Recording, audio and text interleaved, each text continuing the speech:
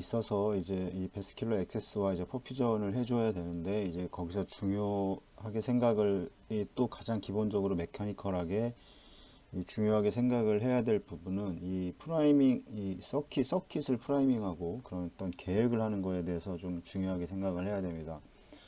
이 회로를 계획함에 있어서 이제 아마도 이 토탈 서포트를 필요하지 않을 수도 있습니다. 뭐 심장의 기능이 어느 정도 있다거나, 그러니까 완전히 100% 이상의 이 플로우를 형성을 하기 위해서 그 어떤 뭐 캐놀라라던가 아니면 옥시네이터의 크기라던가 이런 것들을 이제 하지 않을 수도 있는데, 하지만 이게 그 회로의 구성은 그 에크모를 운영하는 과정에서도 어떻게 변할 수도 있고, 환자가 뭐 갑자기 안 좋아지는 경우도 있고, 이렇기 때문에 반드시 이제 토탈 서포트를 이제 염두에 두고 계획이 되어야 합니다.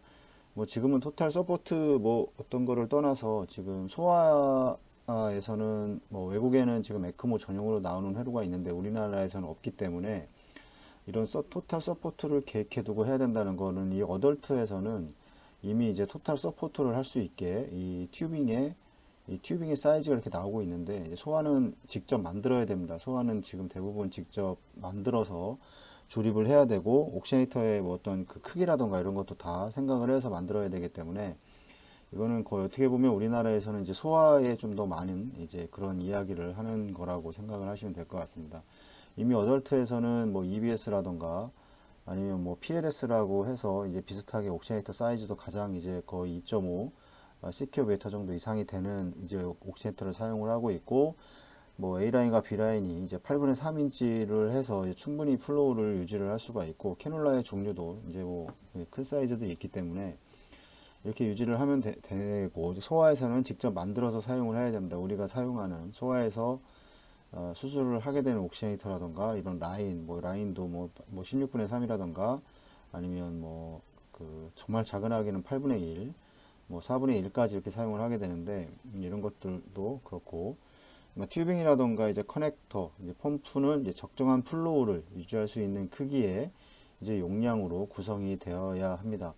그 레이티드 플로우라고 해서 이제 전격 혈류라고 이제 우리가 얘기를 하는데, 이 환자가 전격 혈류, 그 옥시네이터 각 그 메카니컬 디바이스마다 그 전격 혈류가 있습니다. 이렇게 보면 플로우가 있을 때 여기에서 이렇게 꺾어지는 이런 그래프를 보셨을 텐데, 이게 쭉 무한대로 늘어나는 게 아니고 옥시네이터의 이제 사이즈에 따라서 이제 이런 전격 혈류가 유지가 됩니다. 이게 뭐 어덜트, 소아 뭐 이런 식으로 해서 이런 것들이 전격 혈류를 보고 그 환자의 플로우가 어느 정도까지 되는지를 확인을 해서, 그 플로우가 가는 그 전격 혈류가 뭘 의미를 하냐면, 그 플로우까지는 이제 100%의 이제 O2를 공급해 줄 수 있다, 이렇게 얘기를 하는 겁니다. 그래서 만약에 전격 혈류가 뭐 0.5인데 이거보다 더 큰 그 플로우를 줘야 되는 이런 환자들한테는 이거를 사용하게 되면 이제 하이폭시아가 이제 올 확률이 높기 때문에, 이런 것들을 그런 전격 혈류 이런 것들을 잘 보고 그 환자에 맞는 그런 사이즈를 선택을 해서 이제 운영을 해줘야 됩니다. 이거는 에크모나 뭐 CPB나 다 마찬가지입니다. 결국엔 에크모나 CPB나 계속 말씀을 드리지만 에크모의 목적과 CPB의 목적은 좀 다릅니다. 근데 에크모의 목적은 동일합니다. 산소 공급을 해주는 겁니다. 결국에는 조직에. 뭐 BA 에크모의 경우는 심장이 안 좋아서, 심장과 폐가 동시에 안 좋거나 심장이 안 좋아서 조직에 산소를 공급해 줄 수 없는 거고, 이거는 이제 유효순환 혈액량 자체가 낮아지면서 공급을 해줄 수 없는 거고, 이제 베노베노 경우에는 이제 뭐 심장은 정상이나 이 폐가 문제가 있어서 폐에서 이제 산소 교환 자체가 되지를 않아서 이제 그 조직에 산소를 공급을 해줄 수가 없는 겁니다. 그래서 두 개 목적은 똑같습니다. 산소 공급해 주는 거.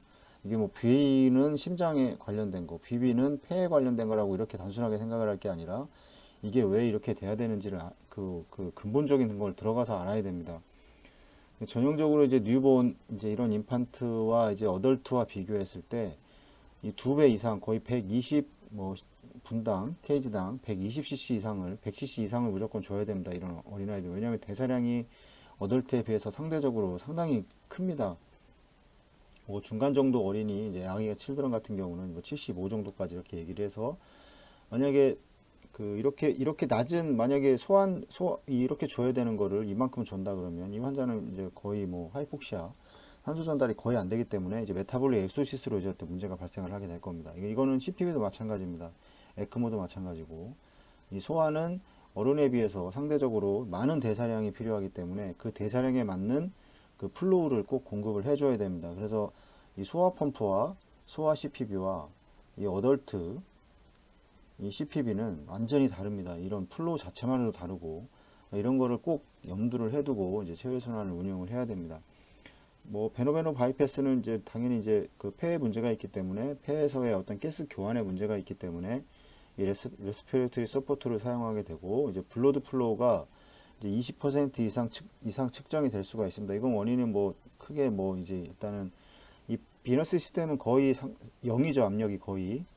그래서 이 압력 자체가 너무 낮기 때문에 이제 플로우가 원활하게 그 RA에서 뽑아서, 아니면 뭐 IBC에서 뽑아서 이걸 다시 RA에 넣어주는 이런 과정에서 이제 베인 시스템에서만 형성이 되기 때문에 플로우가 더 증가가 될 수 있고, 또 하나는 이제 캐놀라의 위치에 따라서 이제 베인 시스템만 들어가 있기 때문에 이제 리서큘레이션이 발생을 할 수가 있습니다. 그래서 이 리서큘레이션에 들어오는 플로우로 인해서 그런 플로우가 더 증가돼서 베노 아트리알보다는 더 20% 이상 증가되어서 이제 측정이 될 수가 있습니다. 만약에 이게 많이 나오는 게 어떻게 보면 정상인데 이거보다 적게 나온다 그러면 이제 문제가 있는 겁니다. 근데 그 이유는 이제 뭐 이제 비너스 시스템이 이제 아트리얼 시스템에 비해서 압력의 형성 자체가 이제 낮습니다. 압력은 시스톨릭만 보면 동맥결은 100이죠. 그 다음에 베인은 0입니다. 거의 0입니다. 비너스는, RA는 뭐 0에서 이제 5까지 얘기를 하는데 거의 0이라고 보면 되고, 이 하이 블러드 플로우 이제 이에서 리서큘레이션으로 인해서 충분한 이제 옥시네이션이 이제 요구가 될 수 있습니다. 이 하이 블러드 플로우에서 왜 리서큘레이션이라고 하면, 이제 뭐 간단히 좀 설명을 드리면, 이렇게 이제 RA라고 이렇게 봤을 때 캐놀라가 이제 드레인 되는 건 이제 IBC에 위치하게 되고, 또 다른 거는 이제 RA에 이렇게 위치될 수 있는데, 이게 하이 블러드 플로우라고 하는 거는 이제 캐놀라를 이렇게 와서 이제 센트리퓨가를 거치고, 그 다음에 이제 옥시네이터를 거쳐서 다시 이렇게 환자한테 들어간다고 그냥 간단하게 그리면 이런데, 하이 블러드 플로우라고 하는 거는 이제 RPM 자체를 올려야 되는 겁니다. RPM 자체를. 그럼 RPM 자체가 올린다는 거는 이건 클로즈드 시스템입니다. 그러니까 폐쇄로이기 때문에 이게 바로 이제 그 혈관과 센트리퓨갈 자체가 연결이 되어 있기 때문에, CPB의 경우에는 이 중간에 리저버라는 게 있죠. 그래서 이거는 이제 오픈 시스템이라고 보통 얘기하는데, 그래서 이 하이 블러드 플로우는 이걸 많이 RPM 자체를 올려야 되기 때문에, 이 RPM이 상승한다는 거는 그만큼 네거티브 프레셔가 훨씬 더 많이 걸린다는 소리입니다. 혈관에 직접 연결되어 있기 때문에. 그래서 여기에서의 위치에 따라서 리서큘레이션이 더 많이, 이제 네거티브가 더 많이 걸리기 때문에 리서큘레이션이 더 많이 될 수 있기 때문에, 리서큘레이션이 많이 된다는 거는 RA를 거쳐서 이제 RB를 거쳐서 뭐 풀모나리 아테리, 그 다음에 이제 풀모나리 베인, 그 다음에 LA, 그 다음에 이제 LB로 오는 이 볼륨 자체가 줄어든다는 소리고, 볼륨이 줄어든다는 거는 이 볼륨 자체에서 산소 공급이 이제 원활하지 않을 수 있다는 소리입니다. 그래서 충분한 옥시네이션이 이게 요구될 수가 있다, 이렇게 얘기를 하는 거고, 이 비너스가 삭관되는 카테터는 이제 그 사이폰 이펙트로 이제 100ml 박 센티미터 ATO, 이건 사이폰이라는 거는 이제 그 높이차인데, 그라디언트인데, 이게 그 이제 만약에 펌프에서는 리저버가 있다면, 이 리저버가 이렇게 연결이 되죠, 비너스에서. 그럼 환자 테이블이 있을 거고, 환자가 누워있는 테이블이 있을 거고, 이거와 이거의 위치가 100cm H2O 이상이 돼야 됩니다. 보통은 60cm 오픈 시스템에서는 H2O가 되면 이제 그 내추럴 드레인이 된다고 얘기를 하는데, 이렇게 될 수 있도록 유지를 하자, 이렇게 얘기가 되는 겁니다. 근데 이제 에크모에서도 이게 별 의미가 없는 게, 에크모는 아까도 방금 설명드렸지만 이 혈관 안에 카테터가 바로 연결이 되고 바로 센트리퓨갈이 이렇게 보통 연결이 됩니다. 그래서 이거의 RPM이 상승할수록 네거티브 프레셔는 더 석션이 많이 된다는 소리이기 때문에, 이거는 그냥 CPB에서나 이제 사이폰 이펙트가 되게 중요한 거고, 그 에크모에서는 크게 중요하지는 않지만, 그래도 보통은 에크모의 이제 센트리퓨갈 폼 자체가 좀 밑에 내려와 있게 됩니다, 대부분. 그래서 이제 사이폰을 유지해서 이제 충분한 혈류의 양이 이제 공급될 수 있도록 이제 커야 합니다. 그래서 이거라고 카테터에서 이제 이런 사이폰보다도 더 중요한 거는 카테터의 이제 크기입니다. 크기. 카테터가 너무 작아버리면 이 드레인 자체가 되지를 않기 때문에 이 압력 손실이라고 우리가 얘기하는데, 이 압력 손실은 뭐 워낙 많이 말씀을 드려서 이게 얼마나 중요한 거다는 걸 뭐 아시고 뭐 이거를 보셨으면 아실 텐데, 압력 손실, 이 카테터 자체의 압력 플로, 이 압력 손실이라고 하는 거는 이거 이제 플로우고 뭐 분당 뭐 이렇게 나오겠죠. 여기는 이제 압력입니다. 압력. 그러면 그래프가 보통 이렇게 그려지게 됩니다. 이렇게 캐놀라에 따라서 이렇게 그려지는 것도 있고, 아니면 이렇게 해서 이렇게 그려지는 것도 있고. 이 만약에 플로우를 5리터를 준다고 그랬을 때 압력 손실이 여기에서 측정을 했는데 이게 100이다. 여기 압력이 이 100을 넘어가는 이런 부위에서의 카테터는 절대 선택을 하면 안 됩니다. 이거는 관류도 안 되지만 드레인도 안 됩니다. 이 모든 카테터, 아테리든 베인이든 이런 식의 그림을 형성을 하고 있습니다. 이게 왜 이렇게 그려지냐면, 이 카테터를 잘 이해를 못 하시는 분들도 계시는데, 카테터가 이제 연결되는 부분에서 밑으로 이렇게 항상 카테터가 좁아지죠. 모든 카테터는 다 이렇게 생겼습니다. 이쪽 그 입구가 가장 크고 이 아웃되는 부분이 작은데, 비너스 캐뉼라도 마찬가지입니다. 그래서 비너스 캐뉼라, 아테리나 비너스 캐뉼라나 일로 플로우를 넣어서 여기서 나오는 압력을 이제 여기도 플로우를 주고 100이라는 플로우를 주고, 이 카테터의 사이즈에서 이제 여기서 측정되는 압력이 이 손실이 얼만큼 일어나는 겁니다. 만약 여기서 100이라는 플로우를 줬는데 만약 50이라는 플로우가 나온다. 그러면 압력 손실이 50mm 머큐리가 있는 겁니다. 그럼 만약에 100이라는 거를 줬는데 여기가 20밖에 안 나온다. 그러면 80mm 머큐리가 있는 겁니다.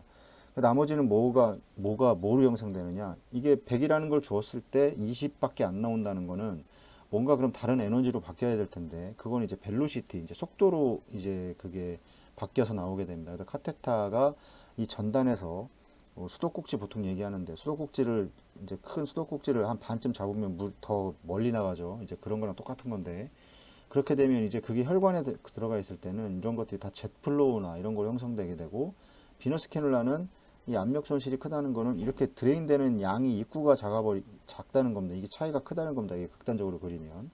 근데 보통은 이게 똑같으면 제일 좋겠죠.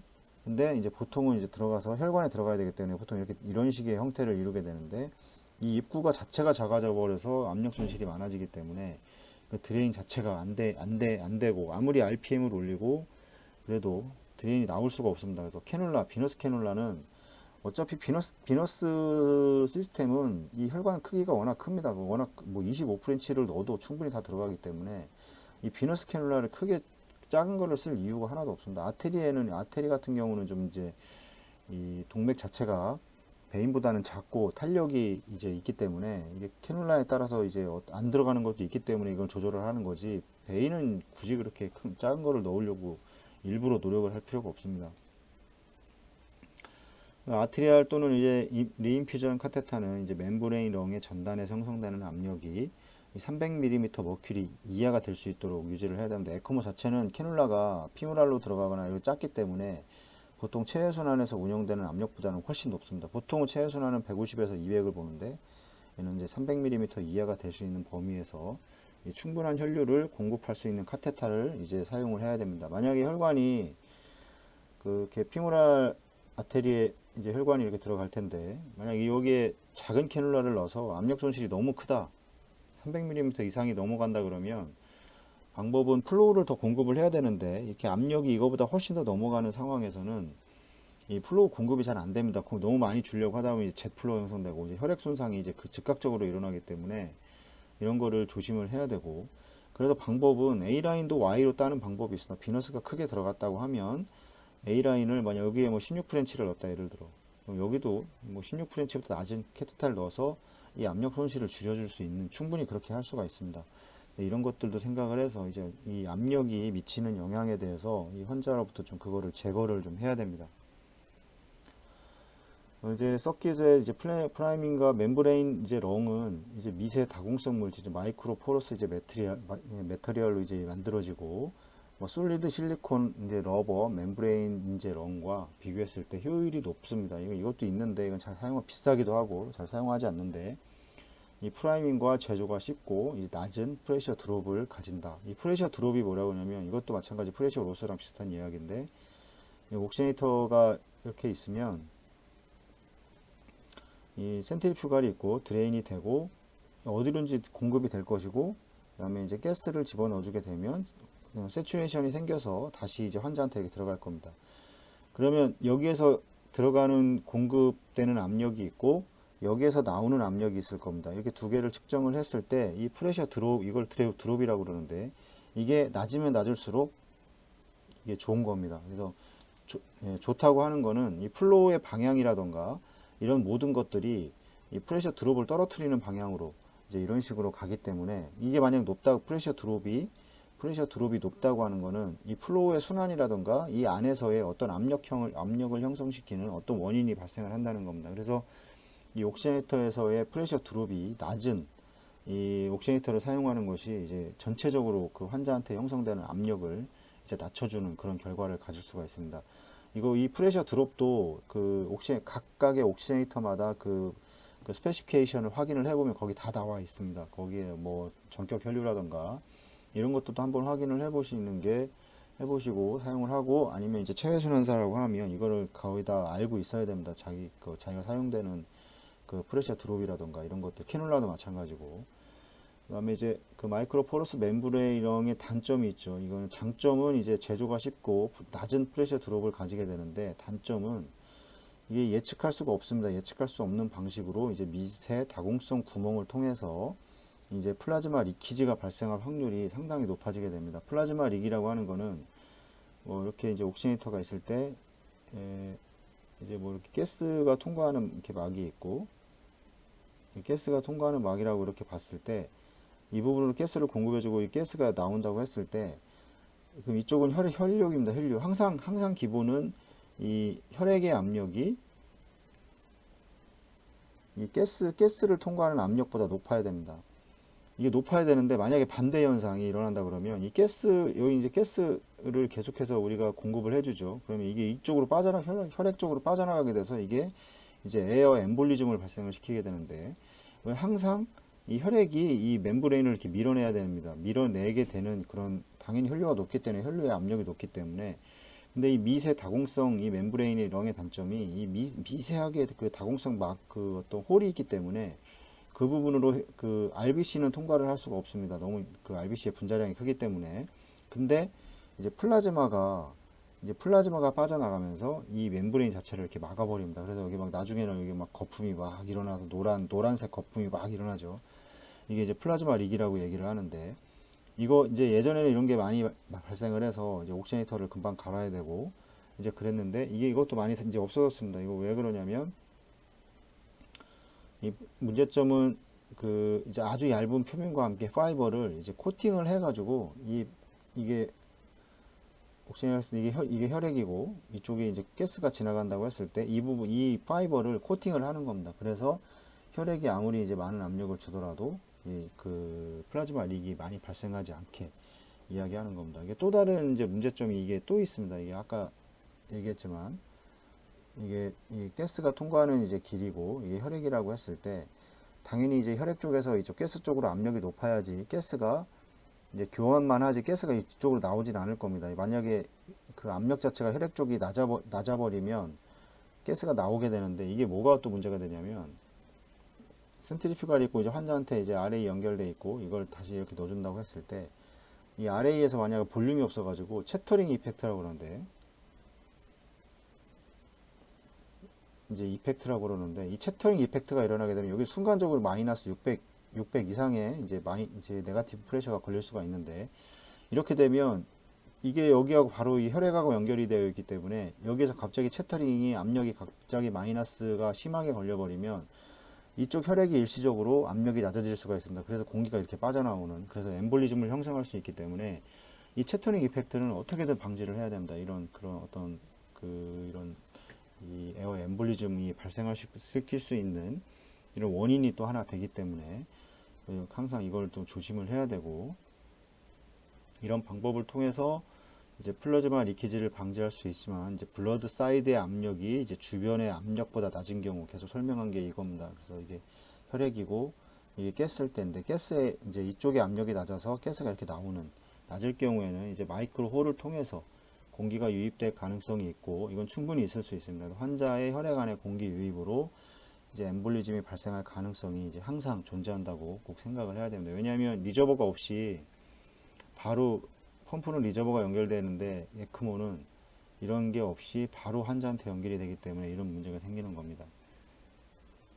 그래서 이제 회로가 선택되고 이제 멸균 방법에 의해 조립이 되었다면 이제 프라이밍을 이제 시행을 하게 됩니다. 에크모 시스템은 이제 프라이밍 리저버를 통해서 이제 순환되는 동안 이제 공기가 제거되게 됩니다. 프라이밍 같은 경우는 뭐 PLS와 우리가 들어있는 게 EBS밖에 없기 때문에 EBS의 장점은 이제 뭐 오토 프라이밍이라는 기능 자체가 있습니다. 이 오토 프라이밍이라는 기능이 있어서 그렇게 어렵지 않게 할 수 있는데 PLS의 경우에는 오토 프라임 자체가 없어서 이거는 직접 이제 뭐 이것도 다 뭐 사람이 다 직접 해야 되는 거지만 좀 더 이제 PLS가 어렵지는 않은데 이게 좀 더 신경을 써야 되고 뭐 처음 하시는 분들은 좀 하기 힘든 이제 그런 좀 특성을 가지고 있습니다.